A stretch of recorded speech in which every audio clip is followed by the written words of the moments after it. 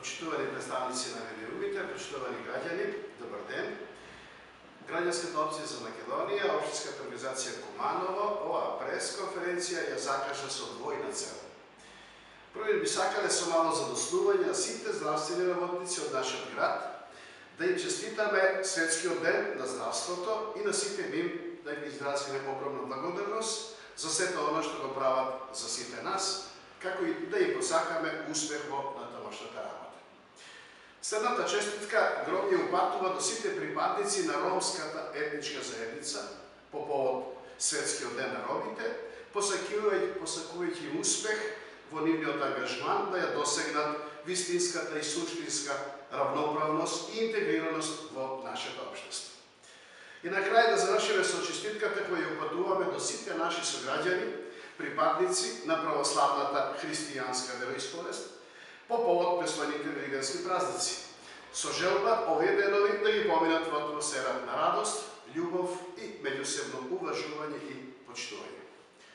Но, почитувани представници на медиумите и почитувани граѓани, на оваа средба со вас сакаме да изразиме и нашата огромна загриженост која ја чувствуваме во врска со проблемите кои би можеле да настанат со редовното водоснабдување на нашите граѓани.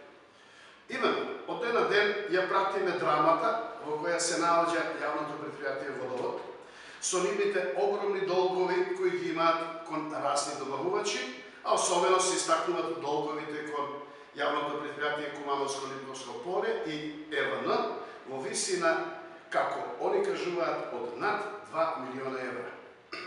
Не може да не сме загрижени и тоа јасно го кажуваме, затоа што се случува со нашиот град, кога најновата вест е дека современата одлука на судот, управната зграда на Водовод е приклучена на електрична енергија. И сега, директорот на Водовод сите нас не смирува дека сега тие ќе можеле да обезбедат сигурно и континуирано водоснабдување на градот. Никаде не можеме да видиме план за тоа како Водовод и општината ќе излезат од оваа финансиска катастрофа во која не доведува сите нас.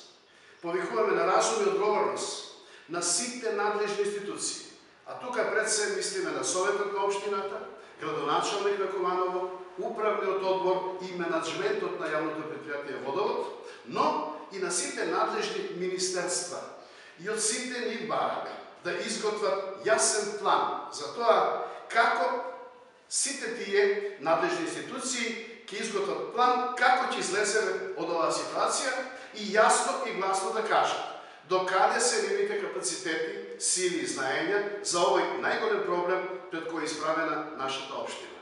Нашиот град мора да го реши овој проблем, кој за нас, кумановци, е поголем проблем од сите политички бомби, пучеви, митинзи или изборни победи и порази заедно.